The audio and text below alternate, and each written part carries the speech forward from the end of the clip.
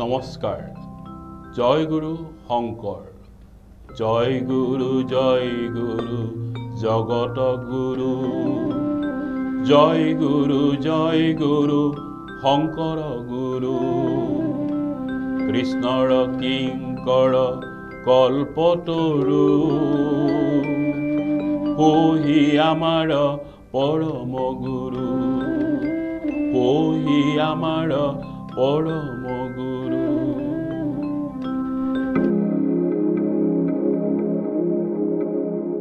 দামোদৰ বিপ্ৰাখ্যান নামেৰে নামকৰণ কৰি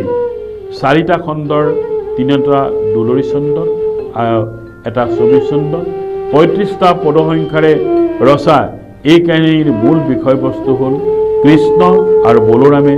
সন্দীপনী মুনিৰ আশ্ৰমত থাকি গভীৰভাৱে শাস্ত্ৰ অধ্যয়ন কৰা কালত সহপাঠী অতি দৰিদ্ৰ আৰু সাত্বিক প্ৰকৃতিৰ বিপ্ৰ দামোদৰৰ লগত কৃষ্ণৰ গঢ়ি উঠা পৰম মিত্ৰতাৰ চিনস্বৰূপে বিপ্ৰ দামোদৰে পতিব্ৰতা পত্নীসহ ডাল দৰিদ্ৰ জীৱন অতিবাহিত কৰিও,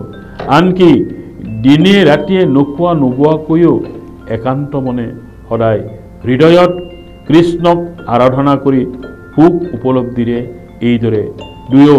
সংসাৰৰ দুখ দাৰিদ্ৰ নীৰৱে সহি অসহায় হৈ পৰাত সংসাৰৰ এনে নিৰাকাৰৰ পৰা পৰিত্ৰাণ পোৱাৰ আশাৰে বিপ্ৰপত্ৰীয়ে স্বামীক এদিন পৰম মিত্ৰ দীনদয়াশীল কৃষ্ণৰ ওচৰলৈ যাবলৈ কোৱাত বিপ্ৰৰ পত্নীৰ কথা সন্মতি জনাই শ্ৰীকৃষ্ণৰ দৰ্শন পাবলৈ ব্যাকুল হৈ ইতিমধ্যে পত্নীয়ে চাউল চিৰা ভৰাই বান্ধি দিয়া টোপোলাটোলৈ পৰম উৎসাহেৰে দ্বাৰকা গৈ পোৱাত কৃষ্ণই সখীয়েক বিপ্ৰ দামোদৰক দেখি দুহাতেৰে সাবুতি আদৰি টোপোলাটোত তেওঁলৈ অনা চাউল চিৰা মুঠি পৰম তৃপ্তিৰে খোৱাৰ দৰে বিপ্ৰ দামোদৰেও কৃষ্ণই খাবলৈ দিয়া দ্ৰব্য ভোগ আনন্দ গ্ৰহণ কৰি সখীয়েক কৃষ্ণই তেওঁলোকৰ আৰ্থিক দুৰৱস্থাৰ কথা একো নুসুধা বাবে নিজৰ ফালৰ পৰা ব্যক্তিগত অভাৱবোৰ প্ৰকাশ নকৰাকৈ ৰাতিটো বিপ্ৰই সুখেৰে কটাই ধন ঐশ্বৰ্য আশা এৰি কেৱল হৃদয়ত কৃষ্ণৰ প্ৰতি ভক্তি অটুট ৰাখি অতি সন্তোষ মনে পিছদিনা পুৱা গৃহমুখী হৈ বাটত কৃষ্ণ আৰু লক্ষ্মীয়ে কৰা আতিথ্য আৰু আপ্যায়নৰ কথাবোৰ ভাবি ভাবি আহি থাকোঁতে সুদূৰৰ পৰা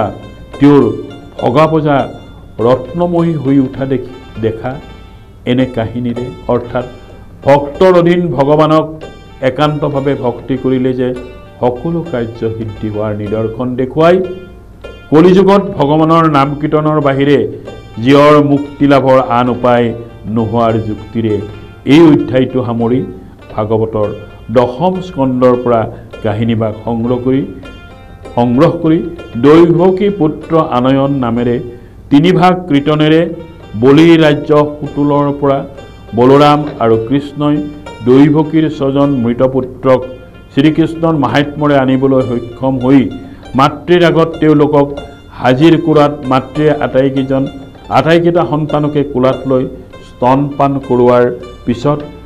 শ্ৰীকৃষ্ণৰ চৰণত প্ৰণাম জনাই স্বৰ্গলৈ যোৱা কাহিনীৰে ভগৱান কৃষ্ণৰ লীলাৰ মাহাত্ম্য প্ৰকাশ কৰাৰ লগতে ইহ সংসাৰৰ সুখ দুখ মৰম চেনেহ আদিৰ চানেকিও দাঙি ধৰিবলৈ নাপাহৰা গুৰুজনাই এই অধ্যায়টিৰ পিছত পাঠ বগীত থকা কালতেই ভাগৱতৰ 10ম স্কন্ধৰ 87তম অধ্যায়ত মুঠ 50টা শ্লোকেৰে আকৌ বেদস্তুতি নামৰ অধ্যায়টি 3 ভাগ কীৰ্তনেৰে বেদৰ দ্বাৰা শ্ৰীকৃষ্ণক স্তুতি কৰি মূলতঃ মায়াজড়িত জীৱবুদ্ধি আৰু মায়াৰহিত ঈশ্বৰ বুদ্ধি উভয়কে এই অধ্যায়ৰ যোগেদি যেহেতু দুৰ্লভ মানৱ জীৱন হতকাই পোৱাটো অতি কঠিন, সেইবাবে জীৱনৰ মৃত্যুৰ পৰা ৰক্ষা পাবলৈ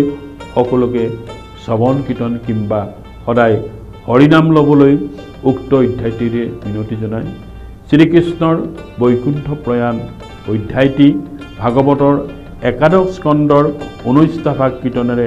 সমস্ত লোকৰ কৰি প্ৰাপৰ প্ৰলয় অৰ্থাৎ ভগৱানে সকলো প্ৰাণীক সমভাৱে চোৱা আৰু আটাইৰে হৃদয়ত পৰম মংগল ৰূপে আত্মাৰাম হৈ যদুকুলত উপজি কেনেকৈ বিভিন্ন লীলাৰ মাজেৰে দুষ্টক দমন শান্তক পালন কৰি জগতৰ ভাৰ হৰণ কৰি যদুবংশ নাশ নোহোৱালৈকে পৃথিৱীৰ ভাৰ নকমে বাবে ঋষিৰ অভিশাপেৰে দ্বাৰকালৈ অমংগল নমায়না তথা ব্ৰহ্মা আদি দেৱতাসকলে ত্ৰিদশৰ পৰা দ্বাৰকালৈ আহি কৃষ্ণক প্ৰণাম কৰি যদুকুলক সুদীৰ্ঘ 125 বছৰ ধৰি কৰি অহা দেৱকাৰ্য সাধনাৰ কথা সোঁৱৰাই পৃথিৱী এৰি ব্ৰহ্মা আদি দেৱতাসকলৰ মুক্তিৰ বাবে তেওঁলোকৰ স্থানলৈ আমন্ত্ৰণৰ বাবে কৰা স্তুতি শুনি কৃষ্ণই যদুকুল বিনাশ কৰি যোৱাৰ পৰিকল্পনা কৰাত ইতিমধ্যে দ্বাৰকাত নানান অমংগল বাঢ়িবলৈ ধৰা শ্ৰুতি কুটুম্বক প্ৰবাহ তীৰ্থলৈ যাবলৈ দিয়া পৰামৰ্শতে যাদৱসকলে প্ৰবাসলৈ যাবলৈ ওলোৱা আগন্তুক বিপদৰ অনুমান কৰি পৰম বন্ধু যাদৱে কৃষ্ণক কৃতাঞ্জলি কৰি তেওঁৰ অবিহনে কিদৰে জীয়াই থাকিব এনে ভাবেৰে তেওঁকো লগত লৈ যাবলৈ কৰা উদ্ধৱৰ অনুৰোধ বা দুখ দেখি শ্ৰীকৃষ্ণই ৰহস্য ভক্তিৰ মূল তত্ত্বৰ দ্বাৰা আশ্বাস প্ৰদান কৰি উদ্ধৱক সংসাৰৰ দুৰ্গতিৰ পৰা মুক্তি পাবলৈ বদৰিকাশ্ৰমলৈ যাবলৈ কয় আৰু দ্বাৰকাত হোৱা উপদ্ৰৱৰ বাবে হ'ব পৰা যিকোনো অঘটনৰ পৰা হাত সাৰি থাকিবলৈ দ্বাৰকাৰ স্ত্ৰী বালক বৃদ্ধ সবাকো দ্বাৰকৰ পৰা প্ৰবাসলৈ গৈ স্থান দান কৰি দুৰ্গতি নাশিবলৈ পৰামৰ্শ দি ইতিমধ্যে কালগ্ৰস্ত হোৱা যাদৱসকলে হিতাহিত জ্ঞান হেৰুৱাই অস্ত্ৰ শস্ত্ৰেৰে বাজ বিচাৰ নকৰি যুদ্ধত অৱতীৰ্ণ হোৱা দেখি কৃষ্ণ আৰু বলোৰামে এনে কাৰ্যৰ বাধা প্ৰদান কৰা স্বত্তেও যদুবীৰসকলে বলোৰাম আৰু কৃষ্ণক শত্ৰু বুলি মাৰিবলৈ উদ্যত হোৱা বলোৰাম কৃষ্ণই খঙতে মাদুৰী বন হাতত লৈ যাদৱ বংশ নিপাত কৰা ইপিনে সাগৰৰ মৰাশৰে ভৰি পৰা দেখি বলভদ্ৰই যোগবলৰ দ্বাৰা সাগৰৰ পাৰত নিজৰ প্ৰাণ ত্যাগ কৰা কৃষ্ণই প্ৰবাসৰ পানীত স্থানেৰে দিব্য চতুৰ্ভুজ ৰূপ ধাৰণ কৰি মৌন ব্ৰত কৰা জৰধ্যাসে এনে ৰূপ দেখি অপৰাধ ক্ষমিবলৈ প্ৰাৰ্থনা কৰা কৃষ্ণৰ সাৰথি ডাউকে কৃষ্ণৰ পাদপদ্মৰ গোন্ধ পোৱা আৰু দুখ প্ৰকাশ কৰা দ্বাৰকক কৃষ্ণৰ এই সংবাদ সখী অৰ্জুন আৰু পিতৃ মাতৃৰ আগত জনাবলৈ দি সকলোকে দ্বাৰকা ত্যাগ কৰিবলৈ কোৱা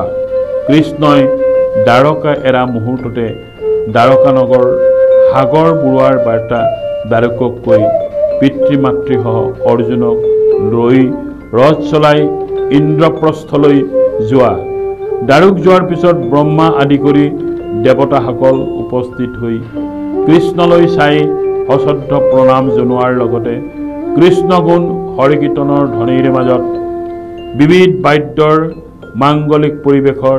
পুষ্প বৰিখনত জয় কৃষ্ণ উৰলি ধ্বনিত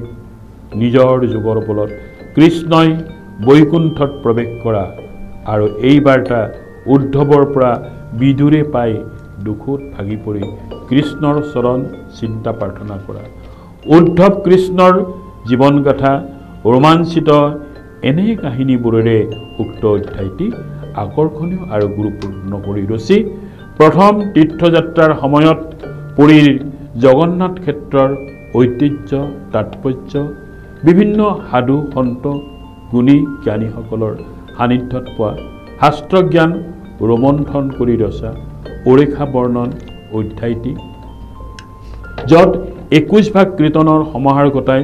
জগন্নাথ ক্ষেত্ৰৰ বিভিন্ন মাহাত্ম্যৰ বৰ্ণনা কৰি জগন্নাথৰ নাম উচ্চাৰণেৰে নানান বিপদ আপদৰ পৰা কেনেকৈ মুক্তি লাভ কৰিব পাৰি অৰ্থাৎ কেৱল ভক্তিৰেই প্ৰভুৰ কৃপা লাভ কৰাৰ উপায় দি ইন্দ্ৰদুম্ন ৰজাই অনুষ্ঠিত কৰা অশ্বমেধ যজ্ঞ শ্ৰীকৃষ্ণৰ দ্বাৰা শ্ৰীক্ষেত্ৰৰ মহিমা কীৰ্তন, ইন্দ্ৰদুম্ন ৰজা পুৰীলৈ যোৱা, ৰজাগণৰ সহায় সহযোগত পুৰীত দৌল নিৰ্মাণ, ইন্দ্ৰদুম্ন ৰজাৰ ভক্তিত শ্ৰীকৃষ্ণ সন্তোষিত হোৱা তথা কৃষ্ণৰ ইচ্ছামতে ইন্দ্ৰদুম্ন ৰজাই সাগৰৰ তীৰত বহি থকা বৃক্ষ হৰিকিতমন তুলি আনি বিশ্বকৰ্মাক জগন্নাথ, বলভদ্ৰ, সুভদ্ৰাৰ মূৰ্তি নিৰ্মাণৰ বাবে অনুৰোধ, বিশ্বকৰ্মাৰ কৰুণ, ইন্দ্ৰদুম্ন ৰজাৰ গভীৰ কৃষ্ণ ভক্তি, শ্ৰীকৃষ্ণৰ বৰদান, আহাৰ মাহৰ শুক্লা পঞ্চমী তিথিত ৰথযাত্ৰা, বিংশ কীৰ্তনত ৰংগে ফাগুগেলে চৈতন্য বনমালী দুহাতে ফলগুৰু গণ্ডা হিঞ্চন্ত মুৰাৰী, অৰ্থাৎ কৃষ্ণই বৈকুণ্ঠত আনন্দমৰে ফাগু খেলা, গোবিন্দক দৌলত তুলি দৌল মহোৎসৱ কৰা, বহাগ মাহৰ শুক্লা তৃতীয় তিথিত চন্দন যাত্ৰা, অক্ষয়বটৰ মাহাত্ম্য, জগন্নাথ দৰ্শন, জগন্নাথৰ নাম কীৰ্তনৰ ফল, জগন্নাথৰ মা প্ৰসাদৰ মাহাত্ম্য আদি বিষয়ে মূলতঃ জগন্নাথ ক্ষেত্ৰৰ ঐতিহ্য ব্যাখ্যাৰে অধ্যায়টি সামৰি আন এক আকৰ্ষণীয় অধ্যায় ভাগৱত তাৎপৰ্যত কলিযুগৰ একমাত্ৰ হৰিনাম পৰম পালনীয় ধৰ্ম, এই কথা ভাগৱতৰ যুক্তিৰে দুই ভাগ কীৰ্তনেৰে ভক্তগণক মোহ নিদ্ৰা এৰি মলিন মনৰ পৰা উদ্ধাৰ পাবলৈ কিংবা পাপ দূৰ কৰিবলৈ অন্তঃকৰণেৰে হৰিনাম লৈ পূৰ্ণ অৰ্জন কৰাৰ নিমিত্তে বা কৃষ্ণৰ এনে যশ কীৰ্তি জগতবাসীয়ে শুনি কৃতাৰ্থ হ'লেহে সাংসাৰিক সুখ দুখ পাহৰিব পৰাৰ আশাৰে এই অধ্যায়টো প্ৰণয়ন কৰি জগতবাসীক দিব্য জ্ঞানেৰে উদ্বুদ্ধ কৰিবলৈ চেষ্টা কৰা গুৰুজনাই পুনৰ দুটি কীৰ্তন তথা 21টি পদ সংযোগেৰে উপনিষদৰ সাৰ সমগ্ৰ ভাগৱত শাস্ত্ৰত তাৎপৰ্য দাঙি ধৰি ইয়াৰ মহত্ব সৰ্বজন স্বীকৃত ভক্তিতত্বৰ সাৱলীল ব্যাখ্যাৰে ব্ৰহ্মা আদি দেৱতাসকলে